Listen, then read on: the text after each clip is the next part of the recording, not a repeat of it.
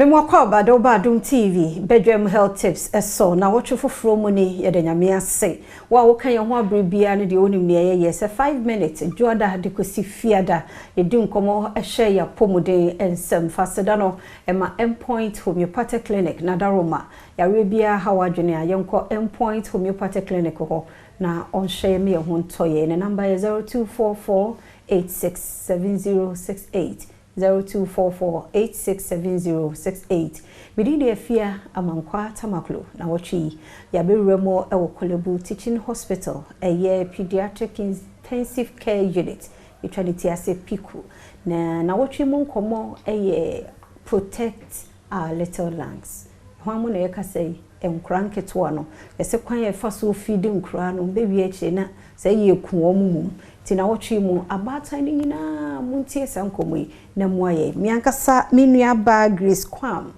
we registered nurse na wochi o ma no ho kwan ye de di nkomo ye oba me mu akwaba bibia bokode mo fepa de nyame ase ya no ama one so me nkakra wiki mo se ye kasafa protect my little lungs and da okoko so kama how mo na ye kasa na nurses and doctors ayo piku na ye kase ye besha afi mu nyina no nkwala bebre ba ye ayaresa bia hanom omo beba na ye besha omo kowe echi no mewu ye bebisemu no na maame ne so na me fidi no school kra obi de ye de akwala bebre ye de ne ba ye no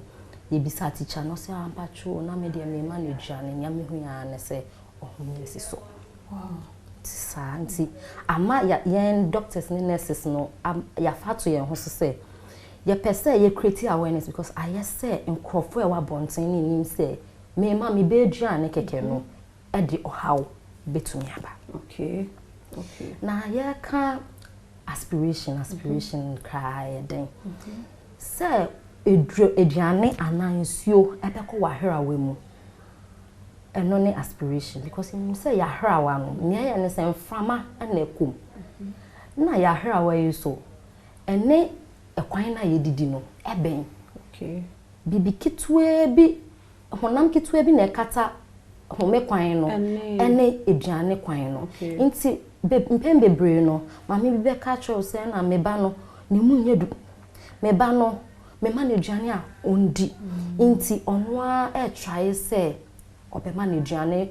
nya wahehye se okay odi nti enu no na yesa na kofa we nyina ba because yen kwan ni so an nti obetwa se odi duane na be ma no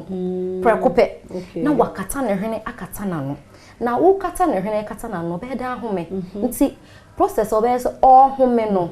na sa honam na kata ye home kwan na kobie na duane ni na akogum enu ne sa no be wane sa akwala no ontumi nhome ne home ni ohome ensi so na de assemble brain nti we na wo kan enkura sese mi pe age no kwala nketwa from age 0 to 6 months obi wo kan ne ba no wa bro 6 months nso so me manage ane ondi nti me try say me piani na ama no na wedi because e bia ma hyehye se anope wo se ono me bia cap ne ma nti obe try se ni nyina obe ma no cap ne ma no eno na ya na kofa sansem okay nti na chese de wo kan se bia ye yiro nkra na mo didi because ye won nkra bi ho mu ni di wa ye ni nyina mo mu ndi eno na de sa ensem we nyina ba ba dodo na eba na ye sa asem we say ameba ni ndidi nti me try say me manage kakra be na eba bia one position na eba ni yi o manage ane no ye beto so na wotwi mu nkomo no ye de tie mfamsi ha enti Grace Kwam na ye ten nka no registered nurse ewo Piku Kolebu Teaching Hospital na wotwi mu kan ye home ye sure say ye kan 1 or 2 bi wadi hu fopen ampa enkra no mu ni di ti na e wa home tinti wo bayire na di ama no enkomo aye di na wotwi mu no ochira enkwa hoden wo ho akaye ho na ye nto aso fasedama endpoint homeopathic clinic na daroma ene ye de nkomo yi efri Kolebu ba ochira nkwa hoden wo ho a ebesa to aso